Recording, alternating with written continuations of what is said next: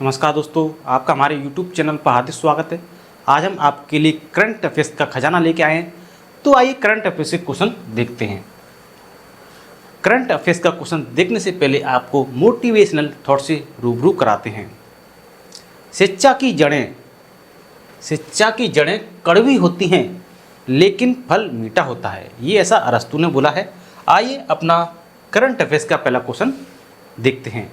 हाल ही में 1 अप्रैल 2024 को भारत के किस राज्य ने अपना 89वां स्थापना दिवस मनाया है? तो ये ओडिशा ने मनाया है।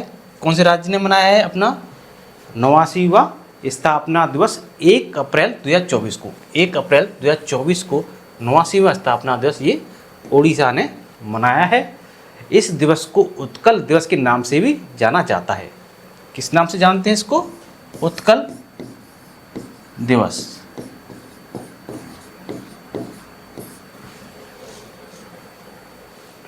1 अप्रैल 1936 को देश के प्रथम भाषा आधारित राज्य के तौर पर उत्कल प्रांत का गठन हुआ था। इस वर्ष राज्य का 89वां स्थापना दिवस मनाया गया है। 1 अप्रैल 1936 को भाषा के आधार पर इसका गठन हुआ था ओडिशा का। 1 अप्रैल 1936 को।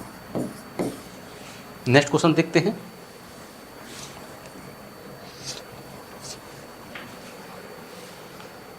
प्रतिवर्ष पूरे भारत में राष्ट्रीय सुरक्षित मातृत्व दिवस कब मनाया जाता है? तो ये 11 अप्रैल को मनाया जाता है। 11 अप्रैल को। इस दिवस को प्रतिवर्ष 11 अप्रैल को मातृ मृत्यु दर को कम करने के लिए गर्भवती या नई माताओं को बेहतर चिकित्सा सुविधाएं प्रदान करने के उद्देश्य से मनाया जाता है। वर्ष 2003 में व्हाइट रिबन एलायंस की पहल पर भारत सरकार ने 11 अप्रैल को राष्ट्रीय सुरक्षित मातृत्व दिवस मनाने की घोषणा की थी। तो ये आपका हो गया। नेक्स्ट क्वेश्चन देखते हैं। प्रतिवर्ष पूरे भारत में रिजर्व बैंक ऑफ इंडिया का स्थापना दिवस किस तारीख को मनाया जाता है? तो ये 1 अप्रैल को मनाया जाता है। RBI का स्थापना दिवस 1 अप्रैल को मनाया जाता है। भारत में 1 अप्रैल 1935 को रिजर्व बैंक की स्थापना हुई थी। रिजर्व बैंक की स्थापना कब हुई थी? 1 अप्रैल 1935 को। इसकी स्थापना हुई थी, लेकिन 1 जनवरी 1949 को इसका राष्ट्रीयकरण किया गया। 1 जनवरी 1949 को इसका राष्ट्रीयकरण किया गया। यह केंद्रीय बैंकिंग प्रणाली है। नई दिल्ली, मुंबई, कोलकाता, चेन्नई में इसके क्षेत्रीय कार्यालय हैं। कहाँ पर है इसके क्षेत्रीय कार्यालय? नई दिल्ली में है, मुंबई में है, इसका नई दिल्ली में है, मुंबई में है, कोलकाता में है और चेन्नई में इसके क्षेत्रीय कार्यालय हैं।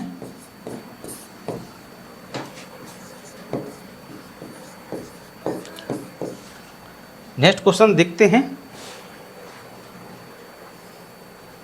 हाल ही में 30 मार्च 2024 को राजस्थान राज्य ने अपना कौन सा स्थापना दिवस मनाया है? तो 75वां स्थापना दिवस मनाया है राजस्थान राज्य ने। आपको बता दें कि जोधपुर, जयपुर, जैसलमेर, देखो ट्रिपल जे और बी, जोधपुर, जयपुर और जैसलमेर और ये बी से बीकानेर रियासतों का विलय 30 मार्च 1949 को 30 मार्च 1949 को होकर 72 राजस्थान संघ बनाता और यही राजस्थान की स्थापना का दिन माना जाता है।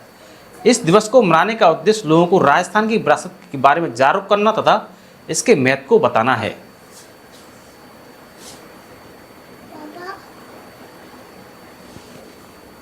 जल्दी से खत्म हो गई।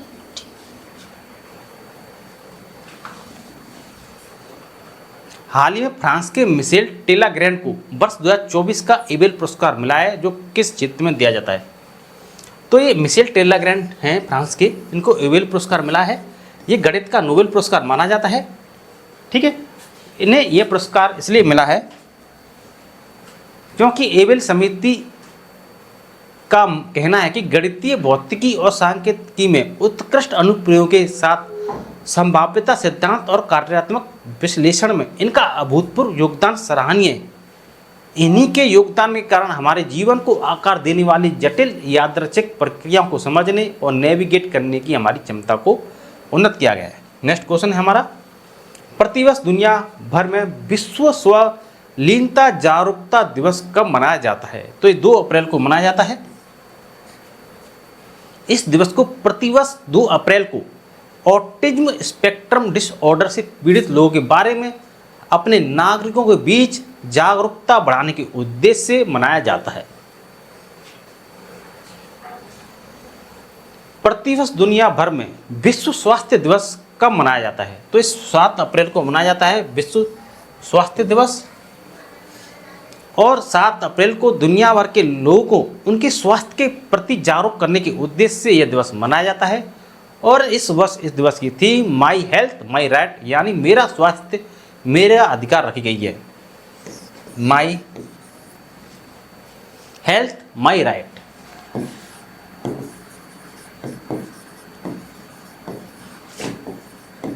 मेरा स्वास्थ्य मेरा अधिकार इस दिवस की थीम है। नेक्स्ट क्वेश्चन है हमारा, हाल ही में किसे विनय कुमार के स्थान पर म्यांमार में भारत के नए राजदूत के रूप में नियुक्त किया गया है? तो ये अभय ठाकुर हैं। इनको विनय कुमार की जगह म्यांमार में भारतीय राजदूत नियुक्त किए गए, जबकि विनय कुमार को रूस का राजदूत नियुक्त किया गया है। नेक्स्ट क्वेश्चन, प्रतिवर्ष दुनिया भर में विश्व रंगमंच दिवस कब मनाया जाता है? तो ये 27 मार्च को मनाया जाता है विश्व रंगमंच दिवस। वर्ष 1961 में इंटरनेशनल थिएटर इंस्टीट्यूट ने इस दिन की स्थापना की थी। इस दिवस को मनाने का उद्देश्य लोगों में थिएटर को लेकर जागरूकता लाना और थिएटर की अहमियत याद दिलाना है। और इस दिवस की theme theatre and the culture of peace रखी गई है। नेक्स्ट क्वेश्चन देखते हैं, हाल ही में भारत और किस देश के बीच संयुक्त सैन्य अभ्यास टाइगर ट्रैम्प 24 शुरू हुआ है? तो भारत और संयुक्त राज्य अमेरिका के बीच हुआ है टाइगर ट्रैम्प 24। नेक्स्ट क्वेश्चन है हमारा, प्रतिवर्ष 10 अप्रैल को दुनिया भर में विश्व होम्योपैथी दिवस किस व्यक्ति की जयंती पर मनाया जाता है? तो डॉक्टर सैमुअल हैनीमैन जी की जयंती पर यह दिवस मनाया जाता है। ये इसके संस्थापक हैं और जर्मन चिकित्सक हैं ये। और आपको बता दें कि इनका पूरा नाम doctor Christian Friedrich Samuel Hahnemann है। नेक्स्ट क्वेश्चन है हमारा, हाल ही में दुनिया का सबसे प्रदूषित शहर कौन सा बना है? तो ये बेगूसराय बनाया है दुनिया का सबसे प्रदूषित शहर। बांग्लादेश पहले नंबर पर है देशों में, फिर उसके बाद पाकिस्तान है, फिर उसके बाद तीसरे नंबर पे अपना भारत है। देख सकते हैं आप, काफी बुरी स्थिति है। निम्नलिखित में से किस देश ने हाल ही में ऑस्ट्रेलिया की SSN आकुश पनडुब्बियों के निर्माण के लिए एक नए समझौते पर हस्ताक्षर की हैं? तो ये अमेरिका, ब्रिटेन और ऑस्ट्रेलिया है। अमेरिका, ब्रिटेन और ऑस्ट्रेलिया। इसको ABA समझ सकते हैं आप, ABA, अमेरिका, ब्रिटेन, ऑस्ट्रेलिया। हाल ही में खबरों में रहा वाल्मीकि टाइगर रिजर्व किस राज्य में स्थित है? तो ये बिहार में स्थित है, बिहार में। और आपको बता दें कि बिहार का ये एकमात्र बाघ अभ्यारण्य है वाल्मीकि टाइगर रिजर्व। और चिलचिलाती गर्मियों में बाघों सहित जंगली जानवरों और उनके शिकार को पानी देने के लिए हरित ऊर्जा का उपयोग करता है। 1990 में स्थापित और 1978 में वन्य जीव अभ्यारण्य ये घोषित वाल्मीकि टाइगर रिजर्व में वाल्मीकि राष्ट्रीय उद्यान और वाल्मीकि वन्यजीव अभ्यारण्य शामिल हैं। गंडक नदी के तट पर स्थित यह नेपाल के रॉयल चितवन राष्ट्रीय उद्यान और परसा वन्यजीव अभ्यारण्य के साथ सीमा साझा करता है। नेक्स्ट क्वेश्चन है हमारा, order of the Druk Gyalpo पुरस्कार जो हाल ही में समाचारों में देखा गया किस देश का सर्वोच्च नागरिक सम्मान पुरस्कार है? तो ये भूटान का है। कहाँ का है? भूटान का है। भूटान का है। आपको बता दें कि भारतीय प्रधानमंत्री नरेंद्र मोदी जी ने भूटान के सर्वोच्च नागरिक पुरस्कार order of the Druk Gyalpo से सम्मानित होने वाले पहले गैर भूटानी बनकर इतिहास रच दिया। थिम्पू की अपनी 2 दिवसीय राजकीय यात्रा के दौरान उन्हें भूटान के राजा जिग्मे केसर नामक ग्याल वांगचुक से प्रतिष्ठित पुरस्कार मिला। ये लाइफ टाइम अचीवमेंट पुरस्कार भूटान की सम्मान प्रणाली का शीर्ष है। इसकी स्थापना के बाद से मोदी सहित केवल 4 व्यक्तियों ने इसे प्राप्त किया है। हाल ही में भारत के पड़ोसी देश नेपाल ने किस शहर को अपनी पर्यटन राजधानी बनाने की घोषणा की है? तो पोखरा को अपनी पर्यटन राजधानी बनाने की घोषणा की है नेपाल ने, और ये अपनी प्राकृतिक सुंदरता और साहसिक पर्यटन के लिए जाना जाता है। हाल ही में दुनिया का सबसे खराब हवा वाला देश कौन सा बना है? तो हम बता चुके हैं आपको, बांग्लादेश पहले नंबर पर है, फिर पाकिस्तान दूसरे नंबर पर है, भारत तीसरे नंबर पर है। भारत का बेगूसराय सबसे प्रदूषित शहर बताया गया है।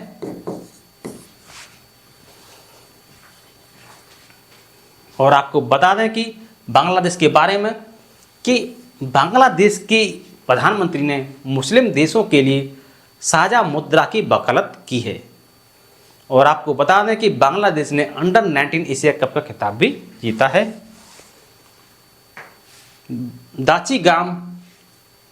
दाचीगाम राष्ट्रीय उद्यान जो हाल ही में समाचारों में देखा गया, किस राज्य केंद्र शासित प्रदेश में स्थित है? तो ये जम्मू कश्मीर में स्थित है।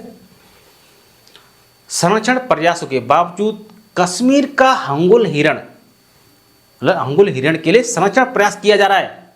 हंगुल हिरण, हंगुल हिरण संरक्षण प्रयासों के बावजूद हंगुल हिरण, जिसे कश्मीर हिरण के रूप में भी जाना जाता है, विलुप्त होने का सामना कर रहा है। यह शर्मीली और संवेदनशील प्रजाति यूरोपीय लाल हिरण की एकमात्र जीवित एशियाई उप प्रजाति है और जम्मू कश्मीर का राज्य पशु है।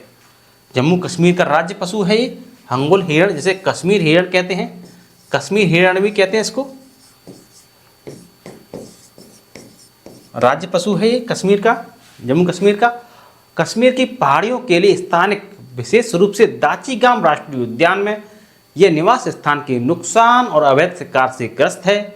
IUCN के अनुसार ये गंभीर रूप से लुप्तप्राय और 60 परिशिष्ट वन सूचीबद्ध, इसे लुप्त होने से बचाने के लिए तत्काल उपायों की आवश्यकता है।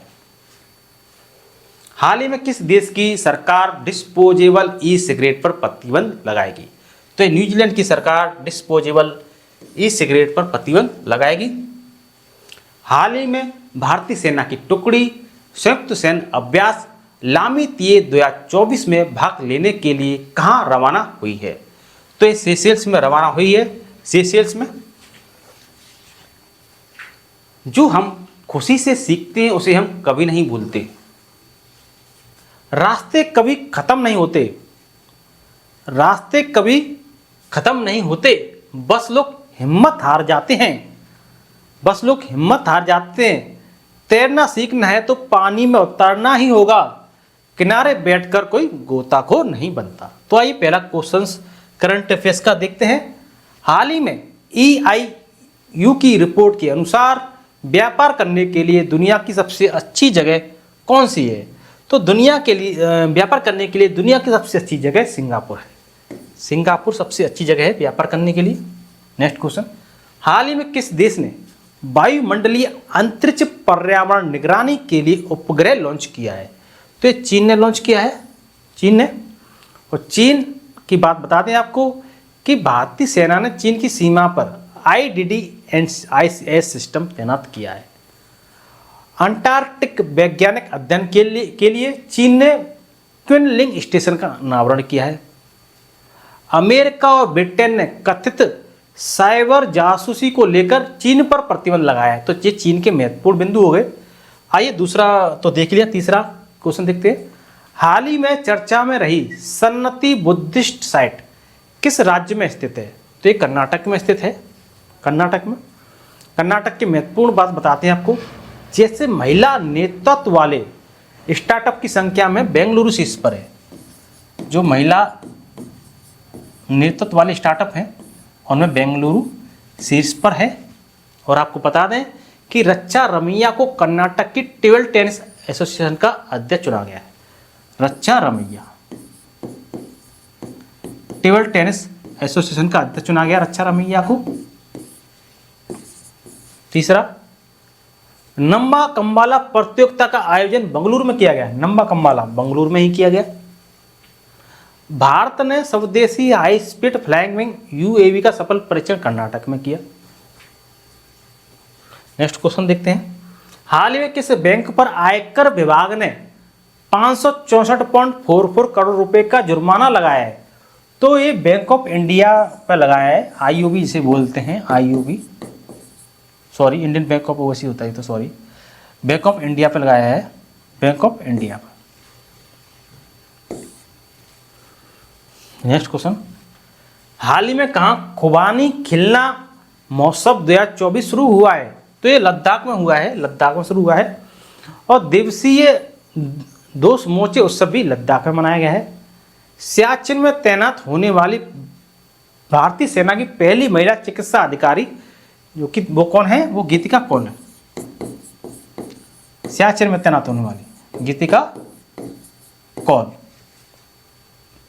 विश्व के सबसे ऊंचे फाइटर एयरफील्ड का निर्माण भी लद्दाख में ही किया गया है।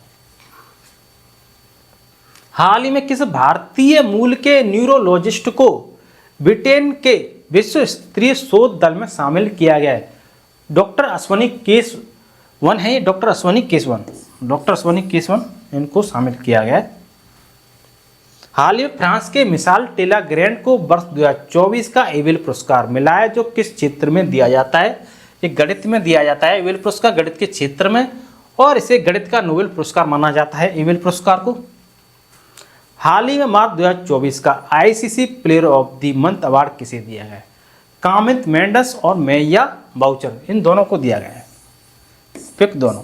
और आपको बता दें कि फरवरी माह का ICC player of the month award Annabel Sutherland और यशस्वी जायसवाल ने जीता था। एनाबेल सदरलैंड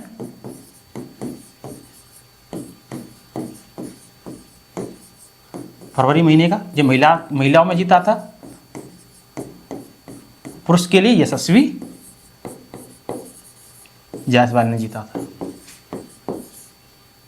यशस्वी जायसवाल, ये पुरुष में जीता था फरवरी महीने का, जबकि जनवरी महीने का जीता था जोसेफ एंड एमी हंटर ने।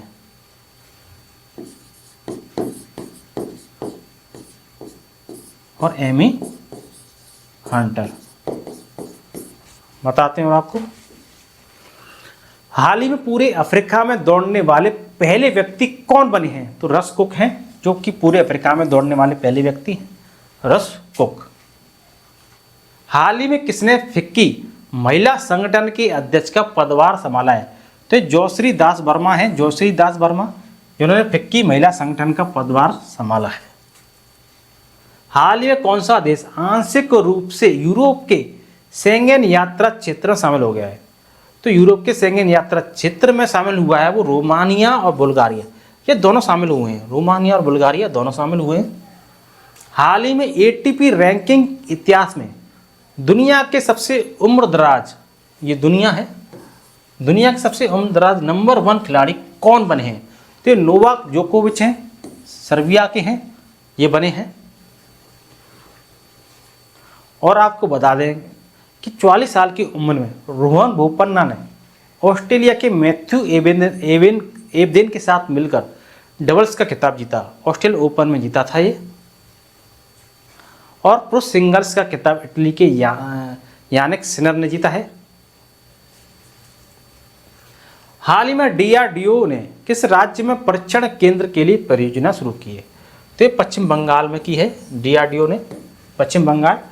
और पश्चिम बंगाल की बात बता दें आपको कि पश्चिम बंगाल ने 1 बैसाख को अपना राज्य दिवस और बांग्लार माटी बांग्लार जल को राजकीय गीत घोषित किया है। पश्चिम बंगाल के सुंदरवन शहद, जलपाईगुड़ी जिले के काला चूनिया चावल और कादियाल साड़ी को जीआई टैग मिला है पश्चिम बंगाल की। 11वां बांग्लादेश पुस्तक मेला कोलकाता में हुआ है। पश्चिम बंगाल के ब्रांड एम्बेसडर सौरभ गांगुली हैं। शांति निकेतन को यूनेस्को ने अपनी विश्व धरोहर सूची में शामिल किया है। ये पश्चिम बंगाल के महत्वपूर्ण बिंदु थे, वो मैंने आपको बता दिए। अब हम नेक्स्ट क्वेश्चन देखते हैं। हाल ही में कहाँ पुरातात्विक उत्खनन से 52,000 वर्ष पुरानी हड़प्पा बस्ती का पता चला है?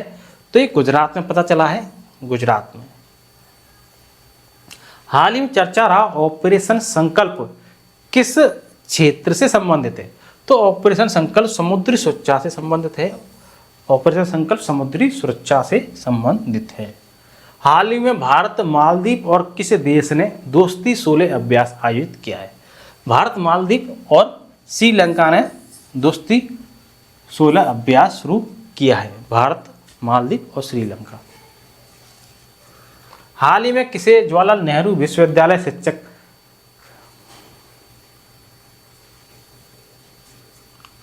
हाल ही में किसे जवाहरलाल नेहरू विश्वविद्यालय शिक्षक का अध्यक्ष निर्वाचित किया गया है? तो ये आपको बता दें कि मौसमी बसु को अध्यक्ष निर्वाचित किया गया है। जवाहरलाल नेहरू विश्वविद्यालय शिक्षक का अध्यक्ष मौसमी बसु को नियुक्त किया गया, चुना गया। हाल ही में किस राज्य सरकार ने कानून निर्माण प्रक्रिया में राज्यपाल की भूमिका को चुनौती दी है? तो ये केरल ने दी है। केरल की महत्वपूर्ण बात बता दें आपको कि केरल सरकार ने एक नई ई गवर्नेंस पहल के स्मार्ट को लॉन्च किया है, जो कि भारत की सबसे तेज सौर इलेक्ट्रिक नाव है। और आपको बता दें कि केंद्रीय मंत्री नितिन गडकरी ने केरल में लग्जरी जहाज क्लासिक इंपीरियल का शुभारंभ किया है। Next question. हाल ही में गणगौर महोत्सव 2024 कहाँ मनाया जाएगा? तो ये राजस्थान में मनाया जाएगा। गणगौर महोत्सव 2024 राजस्थान में। हाल में भारत और किस देश के बीच संयुक्त सैन्य अभ्यास टस्टलिक शुरू होगा? तो भारत और उज्बेकिस्तान के बीच शुरू होगा। हाल ही में किसे यूएस इंडिया टैक्स फोरम का अध्यक्ष नियुक्त किया गया है? तो तरुण बजाज को यूएस इंडिया टैक्स फोरम का अध्यक्ष नियुक्त किया गया है। हाल में भारतीय सेना को किस देश से पोर्टेबल इग्ला एस वायु रक्षा प्रणाली मिली है? तो ये रूस से मिली है। हाल ही में वित्तीय समूह पेंटो मैथ की रिपोर्ट के अनुसार कब तक भारत का बाजार पूंजीकरण $10 ट्रिलियन तक पहुंच जाएगा? तो ये 2030 तक बाजार पूंजीकरण 10 ट्रिलियन डॉलर तक पहुंच जाएगा। हाल ही में आईपीएल में सबसे ज़्यादा शतक लगाने वाले खिलाड़ी कौन बने हैं? तो ये विराट कोहली बने हैं। और आपको बता दें कि आईपीएल की एमएस धोनी ने 300वां कैच जो विकेट के पीछे पकड़ा है उसका रिकॉर्ड बनाया है। और 7,000 से अधिक रन बनाने वाले पहले विकेट कीपर भी ये बन गए हैं। अब हम आपको मोटिवेशन थॉट्स के बारे में बताते हैं। सॉरी, एक क्वेश्चन और है क्या है। हाल ही